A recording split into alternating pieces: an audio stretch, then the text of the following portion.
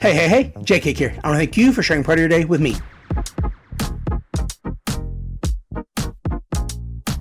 Ladies and gentlemen, we are so close to opening day. We're starting with the last division in 30 teams in 30 days, the NL West. First team we're talking about is 5th place team Colorado Rockies with a record of 61-101. The thin air in Colorado makes it tough for pitchers, great for hitters, and probably hard for fans to watch and breathe sometimes because you haven't been relevant since 2018, but you did make the World Series in 2007. Where you promptly lost to the Red Sox. But that's more than what other teams can say, so good on you, Colorado. The best thing about this team is the hitting. The worst thing about this team is the pitching. Pitching in Mile High is just terrible, so we're not going to be talking much about them. There are a few fun facts, but the team leaders for offense pretty much revolved around Ezequiel Tovar. Veterans Jake Cave and Charlie Blackmon both led in triples, while veteran Ryan McMahon led in walks, as usual, and on-base percentage. And then Brenton Doyle led the team in stolen bases and on-base plus slugging. Let's dive a little deeper in Brenton Doyle, because last year I made a joke that he was a household name because he led the Rockies in stolen bases. Now, I'd never heard of him, but I also don't follow the Rockies super close. But he made me eat my words in 2024. He accumulated another 30 stolen bases in 2024, and that was 3 times as many as the second place person, Michael Toglia. I know it's Toglia, but I'm going to say it Toglia because it looks like it and it sounds funny.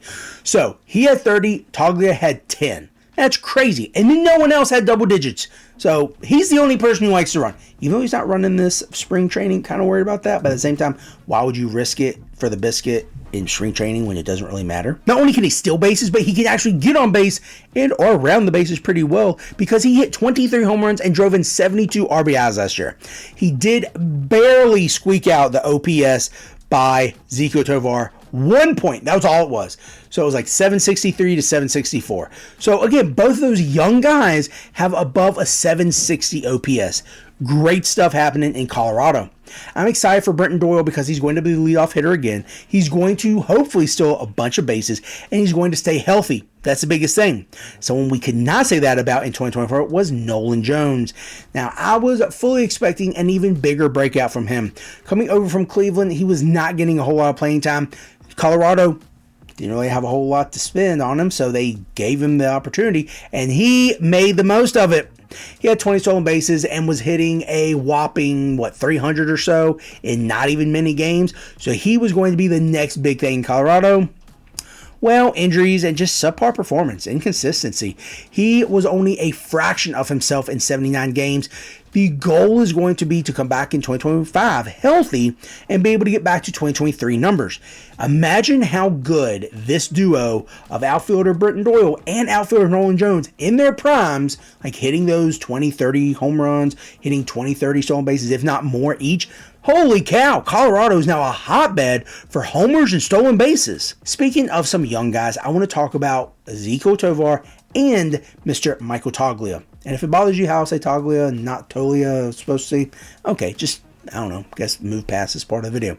But Ezequiel Tovar is phenomenal. Led the team in so many categories this past year and is only going to improve. I think he's like 24 years old. So he is absolutely going to be good. But he strikes out a ton. I think he hit like 180 strikeouts last year.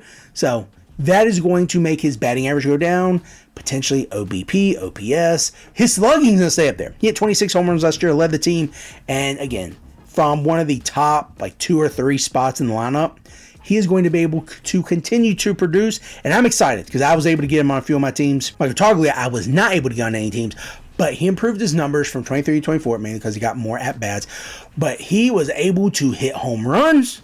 He was able to get RBIs. He had 55. He was able to get some walks. Not as many as we really wish he would have because he did strike out quite a bit. But he was also able to steal bases. He was a second on the team with 10 stolen bases. So Brenton Doyle had 30. Michael Toglia had 10. Those are the only 2 with double digits.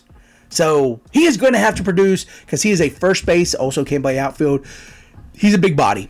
He's going to have to be the man there at first base or outfield, depending on what they're going to be doing, with some other players. Toglia is going to have to be the big man in Colorado for this Rockies team. He's going to be manning a position that needs power. But again, if he can steal bases like Paul Goldschmidt, like Rizzo earlier in his career, absolutely going to be a mainstay and cornerstone for this team, along with a young Brenton Doyle, along with an even younger Ezequiel Tovar. However, health is going to be the biggest factor. Unfortunately, health has already reared its ugly head and taken Thairo Estrada, their biggest and really best offseason acquisition, out for at least 2 months with a broken hand. He was going to be their starting second baseman to get a nice looking infield, but also a veteran presence. Now, he's not super old, he's not super young, but he's a vet enough and has seen some really good years. He can steal some bases, he can hit some home runs. So I could have seen those stolen bases go up, I could have seen those home runs go up. And where he was batting, maybe first, maybe third, again, wherever they're going to put Doyle, wherever they're going to put Tovar, wherever they're going to put Toglio, wherever they're going to put Nolan Jones, that could obviously impact. But if he has people in front of him, he's going to be able to get them around. If he is the table setter, he's going to be able, which he probably won't be because Doyle is going to be, but he'll be able to get in scoring position. So again, I'm excited about this team. Not excited about the pitching, but the hitters, I definitely want some of those. As always, again, if you don't get a good catcher, look at Jacob Stallings and Hunter Goodman, because those two guys are the catchers in Colorado. At least half of their games are going to be in thin air. It doesn't matter if you're hitting 210 or 310. Okay, well, it kind of does if you're hitting 310.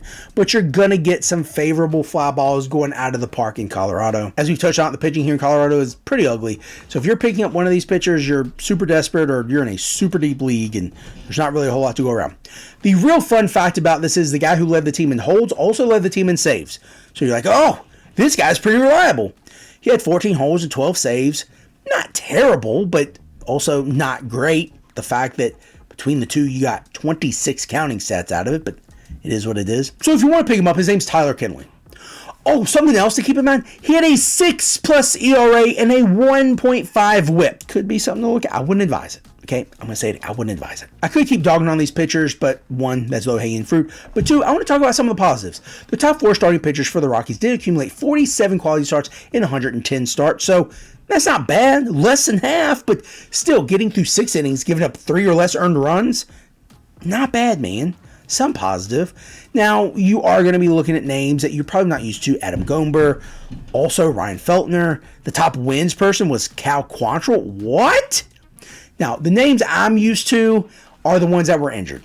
Kyle Freeland, Antonio Senzatella, Jermaine Marquez. Those are the guys I'm used to. Kyle Freeland is the number one guy I would absolutely look at in Colorado. Again, away from Colorado, so it's an away game for them, and obviously not against a top team like the Dodgers. But I digress. Senzatella has been 5 years removed from winning 10 games. Jermaine Marquez was only 1 or 2 years removed from winning 9 games. Kyle Freeland also won 9 games 2 years ago. So, again, those are the names I'm used to. As we get to the bullpen, we already talked about the guy who led the team in holds and saves, being Tyler Kinley. We also talked about him having a 6+ ERA with a 1.5 whip. He did all that in 64 innings. Now, he did strike out 72. I can dig that. He also walked 33. I can't dig that.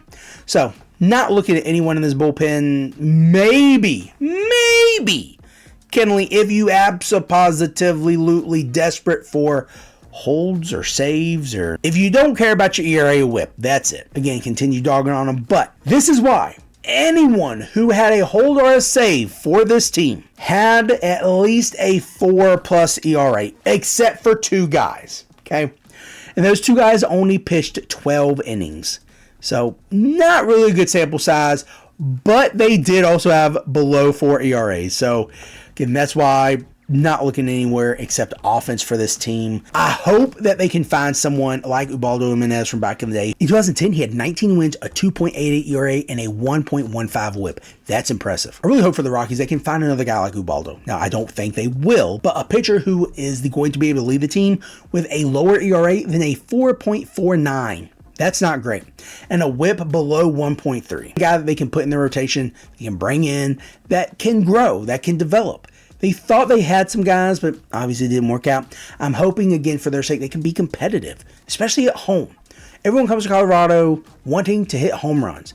And then you expect that from the hitters in Colorado because they play half their games there. So it's a blessing and a curse to be a Colorado Rockies player because you have so many qualifiers that are given to you. Well, Larry Walker did this, or Vinny Castillo did that, or Troy Tulowitzki did this, but it was in Colorado. But it was thin air. They were great players, man. Give them the credit. Speaking of adding guys, they did add Thairo Estrada, which we talked about was hurt. They also added Keston Hiura. Now, last time I talked about him, I'm pretty sure I was talking about how I got an autographed card of his in a Walmart blaster and was going to try to sell it for like $200, and I did. So, yeah, that's the last time he crossed my mind. However, they did include a guy from the A's, Scott Alexander. Now, he did pretty well for the A's, so expect all of his numbers to go up now that he's playing for Colorado. Moving to the other side of the guys they lost, Charlie Blackmon finally retired, but he's going to be helping out the team, so that's good. Brendan Rodgers has been in the system for I don't know how many years, and finally made a little bit of a name for himself because he kind of fell flat on his face. Wasn't that great of a prospect as they made him out to be. But again, everyone expects more when you're in Colorado. They also lost two pitchers, one of them being a reliever, Cal Quantrill, and the other one also being a swingman, potential reliever, attempted starter, Dakota Hudson. I think he started like 21 games for him this year, something like that. But at the end of the day, again, fantasy-wise, look at the offense. Don't worry much about the pitchers unless you want to take a chance on Tyler Kinley. I'm going to say that name. Tyler Kinley. If you want holds and saves and an ERA of 5 and a whip of 1.5, maybe 2, get Tyler Kinley. That's going to do it for the Rockies. I think they have a really great young core to this team. If you want them to be in your fantasy teams, you definitely have to look at Zeke Tovar. You have to look at Mr. Brenton Doyle. If you have OPS, walks in your league, definitely look at Ryan McMahon. Pitching-wise, if you want a high ERA, definitely go for some of their pitchers. Kyle Freeland probably going to be the best one. If you want holds and saves in the ERA potentially above 6, go for Tyler Kinley. So, we are going to be traveling to San Francisco to talk about the, not Full House cast, we're going to be talking about the Giants tomorrow because we are now only 4 days away from opening day. I'm super excited. I hope you are too. This is JK, and I want to thank you for sharing part of your day with me.